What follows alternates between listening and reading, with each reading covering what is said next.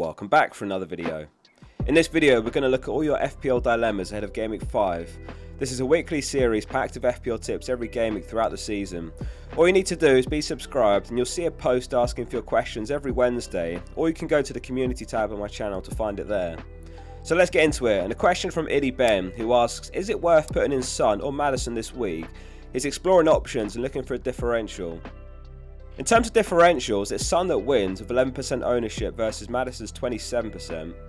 The hat-trick isn't the only reason people are suddenly looking at Son. Obviously he's got Sheffield United home, which is a good fixture, but he also played through the middle last match as a centre forward, and that's expected to continue, so he's an out of position asset, which is great. He's the goal threat, while Maddison's more the creator, but Maddison does have some goal threat as well, with 2 goals this season. If I was getting either, it'd definitely be Son. 1.3 mil difference in price, but you get significantly more goal threat and he's far more explosive. If Son can get back to his best, it'll be essential for 9.1 mil. I'm personally looking at getting him from Gameweek 8 onwards, as he's got Arsenal and Liverpool after Sheffield United. It's a decision that you can delay if it's not an easy move for you to make this week. Man like UV asks, who's the best defenders to target for Gameweek 5? I've got 5 to run through here. So the first two, Cher and Trippier, 2 standouts because Newcastle's fixture run. They've got Brentford, Sheffield United, Burnley, West Ham, Crystal Palace and then Wolves. I'd like to think there's a minimum of 3 clean sheets over that run. Cher's 1.5 mil cheaper than Trippier and potentially better value. Trippier needs to show last season's form to justify the 6.5 mil price tag over that coming run. Burn and Botman are worth a mention as well if Botman's back, but their ceiling is generally 6 points. Udogie's still a great pick with the Sheffield United fixture this weekend. However, only consider him if you're able to bench him the 2 games after when he's got Arsenal and Liverpool. In terms of which teams rotate in those 2 games, Brentford, Man City, Newcastle and Luton all rotate well with Spurs.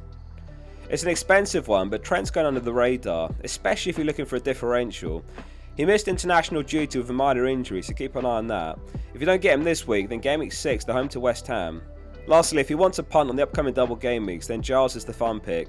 Plays in left wing back, and they've actually got reasonable fixtures before the double as well, with Fulham and Wolves. And then it's Everton and Burnley in the double game week. This one is a bit punty though. I don't see them keeping many clean sheets this season. Question from O Shankly on Gabriel, who's had him since Game Week 1. This is a good one to lead on from the last segment. He's basically asking what to do with Gabriel.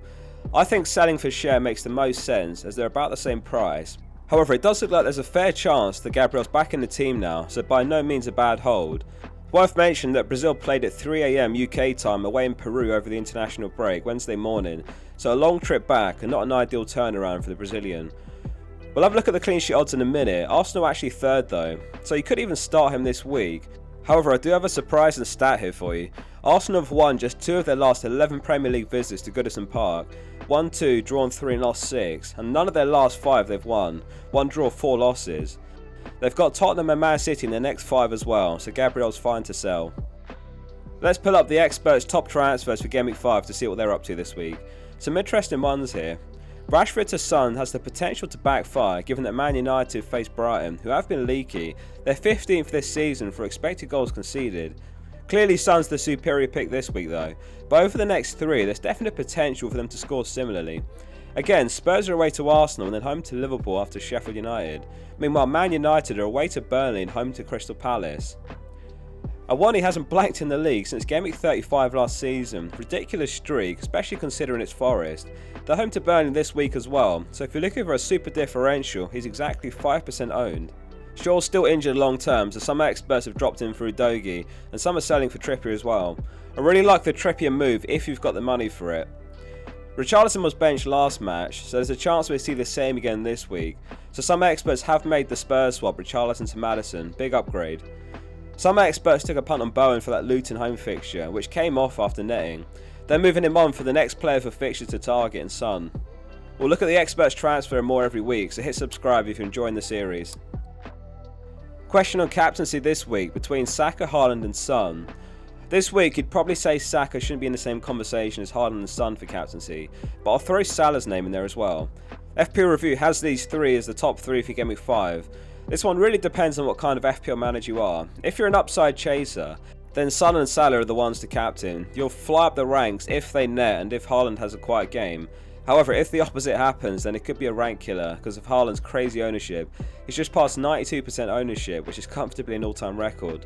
I'm playing more sensibly or safer this season, so I think even if I had Salah or Son, I'd still captain Haaland.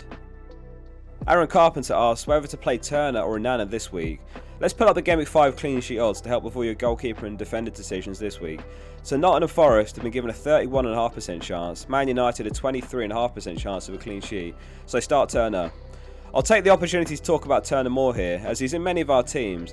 There's been speculation this week that he could lose his spot to Vlachodimos, who they signed from Benfica in the summer window. You'd expect Turner to be safe for now, given the clean sheet to Chelsea last match. He's not done anything wrong to lose his spot. However, there is a chance it happens. If you can, keep 2 transfers banked whenever possible to react to this kind of stuff. Someone found his wife's Instagram and she's 38 weeks pregnant apparently, which is impressive stalking. Could be another reason he misses a match in the upcoming weeks though, and he may not take his spot back after. Spurs are top of the clean sheet odds this week, followed by Fulham, Arsenal, Man City and Newcastle. Sheffield United rock bottom. Question on João Pedro replacements. Looking for a low budget option here. I've got 3 here to run through, priced highest to lowest. So Morris first. Luton's talisman, he's on penalties. Their top scorer last season. He's got the best fixtures of the 3. You can even play him in 4 of the next 5 game weeks if you need to. Foster from Burnley's got 2 goals in his last 2 and he's only 5 mil. And he has that double game week 7 as well, along with Morris. And you could even start him this week against Forest. And lastly Archer, he made his debut just before the break with 1 goal 1 assist. Don't expect him to sustain those numbers, but he's a dream enabler as an actual starter for just about as cheap as forwards come. You don't really want to be starting Archer in the next 3 though, but he is worth a mention as a first on bench option. Ferguson got a hat-trick just before the break and he's 6 mil. I'd avoid him though, he's still a rotation risk unfortunately and he's currently yellow flagged. Rondon the Goat asks whether to sell Jackson for Alvarez. By no means a bad transfer this one, but when comparing the two, Jackson's actually put up the better numbers so far. More big chances created, more big chances himself, more shots in the box and a higher XG. When I look at Man City's schedule, it gets pretty crazy now. Their midweeks are absolutely packed because they've got Champions League starting next week and they've got the Newcastle away game in a couple of weeks in the League Cup.